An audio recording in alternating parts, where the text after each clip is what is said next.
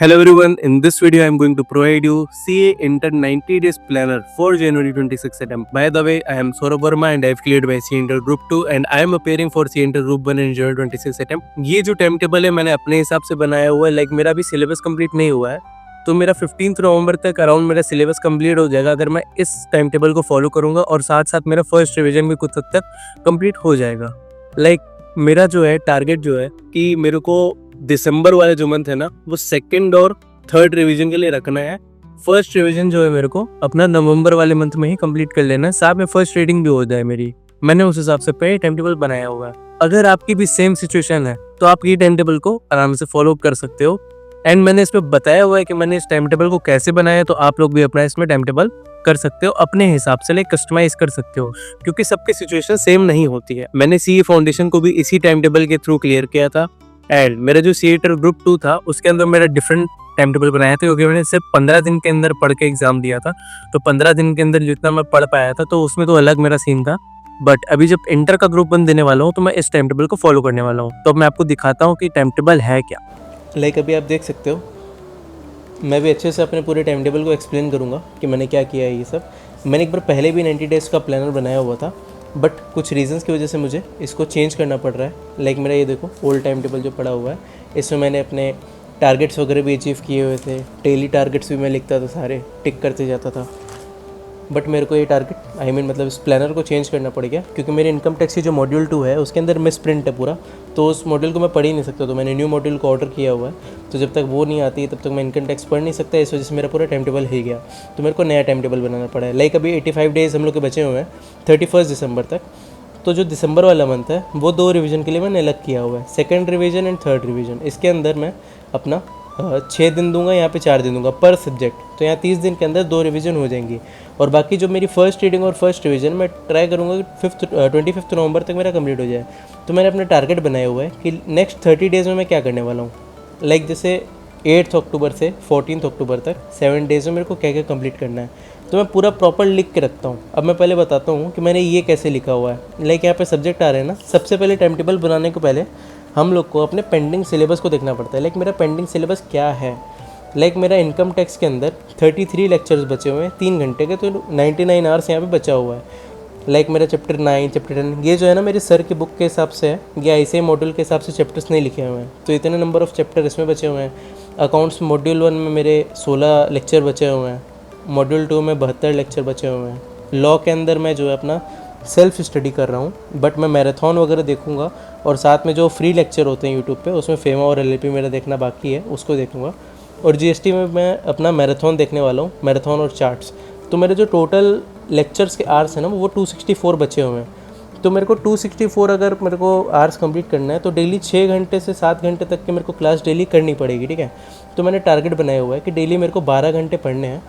और मेरा जो फर्स्ट स्लॉट रहेगा मतलब स्लॉट ऊपर नीचे हो जाएगा, मतलब ये मिनिमम है कि लाइक एक स्लॉट तो अकाउंट का देना ही देना है जिसमें 3 लेक्चर करूँगा। एक स्लॉट रहेगा मेरा लॉ, इनकम टैक्स से जीएसटी में से कोई एक रहेगा 3 घंटे का, और फिर एक सब्जेक्ट का रिवीजन भी करना है मेरे को। लाइक रिवीजन मेरा साइमल्टेनियसली चलता रहेगा, हर दिन 4 से 5 घंटे का ये रहेगा, तो ओवरऑल जो है 11 से 12 घंटे का मेरा डेली टारगेट है। तो उसके हिसाब से मैंने बनाया कि 7 डेज़ में, अब जैसे मेरे को पता है कि मेरे अकाउंट्स के 3 लेक्चर डेली करना है, ठीक है, तो मैंने उस हिसाब से यहाँ पे लिख दिया है कि 7 दिन के अंदर मेरा शेड्यूल 3 AS14 बायबैक कंस्ट्रक्शन के भी 2 लेक्चर, ठीक है। इतना मेरा जो है 7 दिन के अंदर हो जाएगा, डेली करूँगा।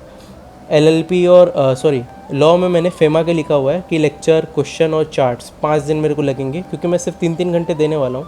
और जीएसटी में रजिस्ट्रेशन, मैराथन, चार्ट और क्वेश्चन इसमें 2 दिन लगने वाले हैं। और इनकम टैक्स का जो रिवीजन रहेगा वो डेली चलने वाला है। लाइक सैलरी में मेरे को 3 दिन लगेगा, हाउस प्रॉपर्टी में 2 दिन, अदर सोर्सेज में 2 दिन, तो 7 दिन के अंदर जो है मैं इतने नंबर ऑफ़ चैप्टर कंप्लीट कर लूँगा।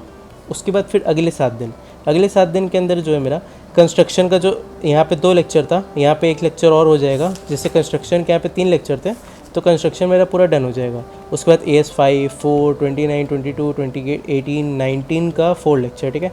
तो ये 7 दिन के अंदर अकाउंट्स कितना करूँगा, एलएलपी 4 दिन में, फिर जीएसटी में पर्सन लायबल टू पे टैक्स, TDS TCS को 1 दिन में, एग्जेम्पशन को 2 दिन में, फिर अकाउंट्स और लॉ की रिवीजन करूँगा 1 स्लॉट में। लाइक अकाउंट्स का 1 स्लॉट है, 1 स्लॉट लॉ और जीएसटी का रहेगा, और इसमें भी दिन चलेंगे। लाइक जैसे 4 दिन ये चल रहा है, 2 दिन ये चल रहा है, ठीक है। फिर तुम्हारा अकाउंट्स का रिवीजन हो गया, लॉ का रिवीजन हो गया। तो इस तरह करके मैंने अपना बनाया हुआ है।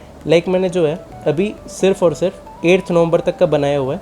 8 नवंबर तक में मेरा अकाउंट्स पूरा का पूरा क्लास के साथ कंप्लीट हो जाएगा, और रिवीजन भी काफ़ी हद तक, आई थिंक मेरी आधी अकाउंट से ज़्यादा का 50% सिलेबस से ज़्यादा का मेरा रिवीजन भी कंप्लीट हो जाएगा। और इनकम टैक्स के अंदर भी मैं चैप्टर 11 तक आ जाऊँगा। लॉ के अंदर मेरा अदर लॉज वाला पार्ट कंप्लीट हो जाएगा, और साथ साथ में LLP वाला पार्ट भी कंप्लीट हो जाएगा। तो 45 मार्क्स तक के लॉ भी कंप्लीट हो जाएगा।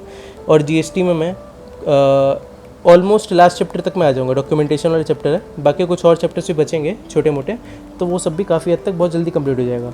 इसके बाद जो है, अब जैसे आपने टाइम टेबल अपना बना लिया कि ये टाइम टेबल है आपका, ठीक है। टाइम टेबल को मैं अपने टेलीग्राम पे डाल दूँगा, अगर कोई चाहता है उसको देखना है अच्छे से, तो मैं अपना टेलीग्राम पे भी इस टाइम टेबल को डाल दूँगा। आप लोग देख सकते हो, डिस्क्रिप्शन में लिंक है मेरे टेलीग्राम चैनल की। और डेली टारगेट्स आपको बनाना है, ठीक है।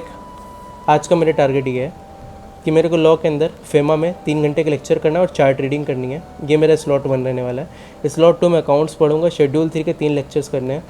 फिर स्लॉट 3 में मैं इनकम टैक्स पढ़ूंगा, सैलरी का रिवीजन करूंगा। सैलरी का रिवीजन मेरे को 3 दिन करना है, तो आज के दिन मैं रिटायरमेंट बेनिफिट तक कंप्लीट कर लूँगा। इसके मैं वीडियो से भी देख लूँगा, चार्ट से भी कर लूँगा, और यहाँ तक के क्वेश्चन भी कंप्लीट कर लूँगा, और साथ साथ में MCQ बुकलेट भी सॉल्व करूँगा। मेरा इसी वजह से मैंने सैलरी में 3 दिन यहाँ पे रिवीजन में दिया हुआ है। सब चीज़ अभी डिटेल में करना है, क्योंकि ये रिवीजन फर्स्ट रिवीजन चल रहा है, तो फर्स्ट रिवीजन हमेशा डिटेल में होना चाहिए। तो अगर आपको भी अपना प्लानर कुछ हिसाब से बनाना है, मैं आपको यही सजेस्ट करूँगा कि आप लोग भी अपना प्लानर बनाओ। सबसे पहले प्लानर बनाने का क्या तरीका है, अपने पेंडिंग सिलेबस को सब लिख लो पूरा, कि आपका टोटल नंबर ऑफ़ लेक्चर्स कितना पेंडिंग है, मतलब आवर्स में, ठीक है। नंबर ऑफ़ लेक्चर नहीं, आवर्स में निकालना है टोटल। मेरा 264 आवर्स है, तो आप लोग को आवर्स में निकालना है। उसके हिसाब से फिर आप डेली टारगेट सेट करोगे कि आपको डेली कितने घंटे पढ़ने हैं, ठीक है। आपका अगर सिलेबस कंप्लीट नहीं है, तो आप लोग मेरी वाली स्ट्रेटजी फॉलो करो। और अगर आप लोग का सिलेबस कंप्लीट है ऑलरेडी, तो आप लोग रिवीजन स्टार्ट कर लो, ठीक है। रिवीजन करने का बहुत आसान तरीका है। आपको जो चैप्टर पता ही है, मतलब जैसे आपने पढ़ा हुआ है, आपको रिवीजन करना है, तो आपको पता है कि कितना टाइम मेरे को लगने वाला है इसमें। तो उस हिसाब से आप अपना रिवीजन जो है 10 से 12 घंटे का हर दिन का रिवीजन आप वो करो। अब मेरा सिलेबस कंप्लीट नहीं है, तो मेरे को 12 घंटे देने पड़ रहे हैं। अगर आपका सिलेबस कंप्लीट है, तो आप सिर्फ 10 घंटे दो, तो थोड़ा लोड कम रहेगा आपके ऊपर, तो आप अच्छे से आगे जो है अपना एग्ज़ाम दे पाओगे।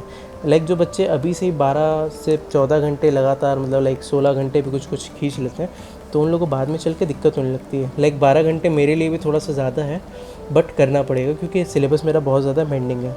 बाकी अगर वीडियो अच्छी लगी हो, तो वीडियो को लाइक करना। और मैं अपनी व्लॉग सीरीज़ भी कर रहा हूँ, तो मैं हर हफ्ते अपनी वीडियो भी डालता हूँ, अपना प्रोग्रेस भी शेयर करता हूँ कि मैंने कितना क्या टारगेट अचीव किया है, क्या क्या किया है। मैंने जो पुराने टारगेट्स किए हुए थे, तो मैं उन सब का डेली व्लॉग भी डाल रहा था। अब मैं डेली व्लॉग तो नहीं डाल रहा हूँ, देख रहे हो, ये सब पूरा डेली मैं डालता था।